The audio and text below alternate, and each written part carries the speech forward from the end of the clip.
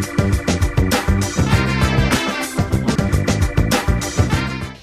kasih pemirsa, Anda masih bersama kami di Sebaiknya Anda Tahu, dan tentunya masih bersama narasumber kita yaitu Bapak Henry Almawijaya selaku Komisioner KPU Provinsi Sumatera Selatan Divisi Perencanaan Data dan Informasi. Dan Pak Henry, kalau boleh tahu nih, sampai saat ini untuk mengenai proses pemrograman data nih, apa sih yang saat ini sedang dilakukan oleh KPU nih? Baik, terhadap daftar pemilih ini kan sudah kita tetapkan pada pertengahan bulan Desember yang lalu. Bukan berarti KPU ini setelah menetapkan daftar pemilih tetap untuk pemilu 2019 kemudian tidak melakukan apa-apa terkait dengan data pemilih. Jadi KPU ini terhadap DPT yang telah ditetapkan tetap melakukan analisa-analisa, ya kan? Analisa yang dilakukan itu adalah terhadap daftar pemilih yang telah ditetapkan. Contoh misalnya, KPU ingin memastikan bahwa yang masuk dalam daftar pemilih itu betul-betul masyarakat warga negara Indonesia yang memang usianya sudah di atas 17 tahun atau sudah menikah. Jadi kita akan menyisir apakah ada warga negara Republik Indonesia yang ternyata belum sampai usianya 17 tahun tapi masuk ke dalam DPT. Iya. Nah, itu akan kita lakukan analisa-analisa itu. Kemudian apakah kita ingin memastikan apakah data DPT itu sudah betul-betul tidak lagi memiliki kegandaan, ya kan? Contoh misalnya, saya terdaftar sebagai pemilih di TPS 1 Kelurahan A misalnya. Kemudian pada kelurahan yang sama, saya juga terdaftar sebagai pemilih di TPS yang berbeda, ya kan? Ganda, nah, ya. Jadi KPU itu ingin memastikan masyarakat pemilih itu hanya terdaftar satu kali. Satu kali. Ya. Jadi tidak ada kegandaan. Jadi kita tetap akan melakukan penyisiran terhadap data ganda. Jadi dengan harapan pada saat menjelang pemilihan legislatif tanggal 17 April yang akan datang, data ganda itu memang nol, tidak ada lagi. Jadi kita juga berharap kepada masyarakat, kalau kita juga kan sudah mengumumkan daftar pemilih tetap di masing-masing PPS. Ya kan, mohon kepada masyarakat untuk sama-sama mencermati data yang telah kita umumkan. Kalau misalnya ada yang ganda, ada yang belum terdaftar, ada yang misalnya ingin pindah memilih, itu supaya segera disampaikan kepada kami untuk ditindaklanjuti, ya kan? Nah, terhadap data pemilih tambahan. Tadi kita sudah menjambangi beberapa tempat yang memiliki potensi banyak muncul data pemilih tambahan. Itu contoh di lembaga permasyarakatan.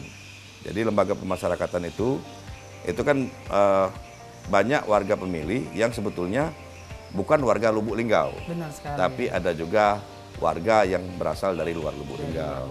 Nah, jadi ini kita berlakukan sebagai pemilih yang masuk ke dalam kategori pemilih yang masuk ke dalam daftar pemilih tambahan. Jadi gitu. Nah, KPU itu memungkinkan untuk menambah TPS khusus pada tempat-tempat yang potensial. Banyak pemilih yang pindah memilih, ya kan? Contoh misalnya si Abdul, dia itu merupakan warga binaan misalnya. Iya. Nah, pada saat pemilu dia kan karena lagi menjalani proses pembinaan di lembaga permasyarakatan, tentu tidak bisa menyalurkan hak pilihnya di tempat dia di mana dia berada, di mana dia berdomisili, ya kan? Karena dia lagi menjalani proses binaan di lembaga permasyarakatan. Nah, KPU ini bisa memfasilitasi yang bersangkutan untuk menggunakan hak suaranya dengan cara tidak keluar LP, kan? Jadi dia bisa menggunakan hak suaranya tetap di lokasi lembaga permasyarakatan. Nah, jadi KPU juga mendata masyarakat yang seperti ini untuk kemudian disusun menjadi pemilih yang yang masuk ke dalam kategori pemilih daftar pemilih tambahan. Baik. Nah, kalau sampai saat ini, kalau boleh tahu dari KPU sendiri, apakah ini sudah menemukan data-data ganda nih? Kalau sudah menemukan bagaimana untuk proses penyelesaian ini? Jadi untuk data ganda, kita sudah melakukan analisa terhadap data pemilih yang telah ditetapkan pada pertengahan Desember lalu. Memang KPU masih menemukan, ya, masih menemukan beberapa data ganda di beberapa kabupaten kota. Jadi data ganda itu lagi kita rekapitulasi dan nanti akan kita turunkan kepada KPU Kabupaten Kota untuk kemudian dilakukan verifikasi faktual. Karena data ganda ini kita mengkategorikannya menjadi dua kategori. Yang pertama itu ganda identik. Kalau ganda identik itu artinya dia datanya sama, pada TPS yang sama, pada kelurahan yang sama. Artinya kita memberikan hak kepada teman-teman di KPU, Kota Kabupaten, untuk mencoret salah satu. Untuk mencoret salah satu, tapi tidak mengurangi jumlah DPT, ya kan? Hanya mencoret dan memastikan bahwa undangan pada saat disampaikan kepada masyarakat pemilih itu tetap satu. Tetap satu. Jadi walaupun dia ganda, tapi undangan yang diberikan itu tetap satu. Tetap satu. Yang satunya itu dicoret dari daftar pemilih.